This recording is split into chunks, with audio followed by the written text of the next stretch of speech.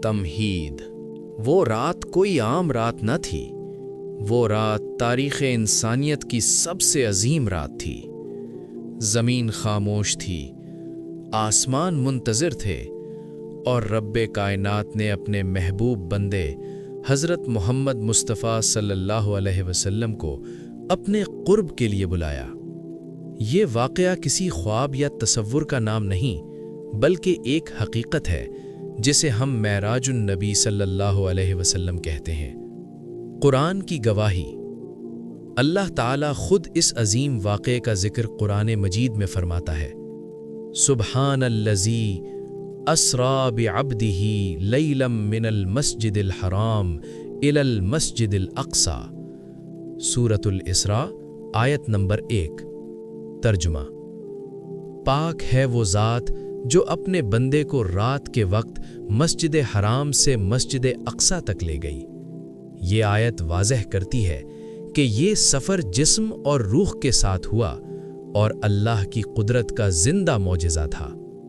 इसरा, मक्का से मस्जिद अक़सा तक। एक रात मक्का मुकर्रमा में हज़रत जिब्राईल अलैहिस्सलाम नबी करीम सल्लल्लाहु अलैहि वसल्लम के पास तशरीफ़ लाए और जन्नती सवारी बुराक पेश की।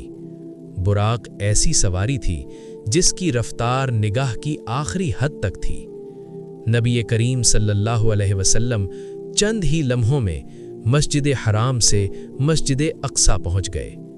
वहाँ तमाम अंबिया इकराम अलैहिमुस्सलाम जमा थे। हज़रत आदम, हज़रत नूह, हज़रत मूसा, हज़रत ईसा, हज़रत इब्राहीम अलैहिस्सलाम और नबी करीम सल्लल्लाहु अलैहि वसल्लम ने सबकी इमामत फरमाई। ये ऐलान था कि मोहम्मद सल्लल्लाहु अलैहि वसल्लम तमाम अंबिया के इमाम और रहनुमा हैं। मेराज, आसमानों की तरफ सफ़र। फिर आसमानों की तरफ सफ़र शुरू हुआ, जिसे मेराज कहा जाता है। हर आसमान पर एक नबी से मुलाकात हुई। पहले आसमान पर हज़रत आदम अलैहिस्सलाम, दूसरे पर हज़रत ईसा और हज़रत याहया अलैहिस्सलाम, तीसरे पर हज़रत यूसुफ अलैहिस्सलाम, चौथे पर हज़रत इदरीस अलैहिस्सलाम, पांचवें पर हज़रत हारून अलैहिस्सलाम, छठे पर हज़रत मूसा अलैहिस्सलाम, सातवें पर हज़रत इब्राहीम अलैहिस्सलाम। इसके बाद नबी करीम सल्लल्लाहु अलैहि वसल्लम सिदरतुल मुंतहा तक पहुँचे, जहाँ फरिश्तों की रसाई भी ख़त्म हो जाती है। हज़रत जिब्राईल अलैहिस्सलाम ने अर्ज़ किया कि अगर मैं इससे आगे बढ़ा तो जल जाऊंगा, लेकिन मोहम्मद सल्लल्लाहु अलैहि वसल्लम को रब्बे कायनात ने मज़ीद क़ुर्ब अता फरमाया। कुरान की गवाही। दूसरी आयत। अल्लाह ताला फरमाता है, मा कज़बल फुआदु मा रआ। सूरतुन नज्म आयत नंबर 11। तर्जुमा। दिल ने उस चीज को झुटलाया नहीं जो उसने देखी। ये इस बात की दलील है कि नबी सल्लल्लाहु अलैहि वसल्लम ने जो कुछ देखा वो हक था, हकीकत था। सबसे अजीम तोहफा। नमाज। इस मुबारक रात अल्लाह ताला ने नबी सल्लल्लाहु अलैहि वसल्लम के ज़रिए पूरी उम्मत को एक अजीम तोहफा अता फरमाया। वो तोहफा था नमाज। इब्तिदा में 50 नमाजें फ़र्ज हुईं, फिर अल्लाह के फज़ल व करम से उन्हें 5 कर दिया गया, लेकिन अजर 50 ही रखा गया। रसूल अल्लाह सल्लल्लाहु अलैहि वसल्लम ने फरमाया, नमाज इस्लाम का सुतून है। तिर्मिज़ी। और उलमा ने फरमाया, नमाज मोमिन की मेराज है। बैहक़ी।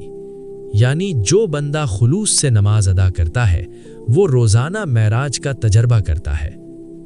वापसी और ईमान का इम्तिहान। जब नबी करीम सल्लल्लाहु अलैहि वसल्लम वापस तशरीफ़ लाए और लोगों को इस वाक़े के बारे में बताया तो कुछ लोगों ने मजाक उड़ाया और कुछ ने इनकार कर दिया, लेकिन हज़रत अबू बकर सिद्दीक़ रज़ी अल्लाहु अन्हु ने फरमाया कि अगर मोहम्मद सल्लल्लाहु अलैहि वसल्लम ने फरमाया है तो यकीनन सच फरमाया है। इसी यकीन की वजह से वो सिद्दीक़ कहलाए। ये वाक़या ईमान और बेईमानी के दरमियान एक वाज़ेह फ़र्क बन गया। हमारी ज़िंदगी के लिए पैगाम। मेराज हमें सिखाती है کہ اللہ کی مدد سخت ترین وقت کے بعد آتی ہے۔ عزت اور بلندی سجدے میں ہے۔ نماز بوجھ نہیں، اللہ کا بلاوا ہے۔ جو اللہ کے سامنے جھکتا ہے، اللہ اسے دنیا اور آخرت میں بلند کرتا ہے۔ اگر زندگی میں اندھیرا ہو تو معراج کو یاد رکھو۔ اللہ اپنے بندوں کو مایوسی کے بعد روشنی ضرور دکھاتا ہے۔ اختتام۔ معراج النبی صرف نبی کا سفر نہیں بلکہ ہر مومن کے لیے ایک پیغام ہے۔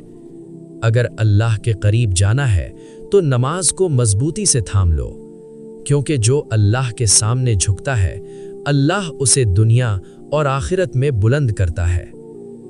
اللہم صلی علی محمد وعلی آل محمد۔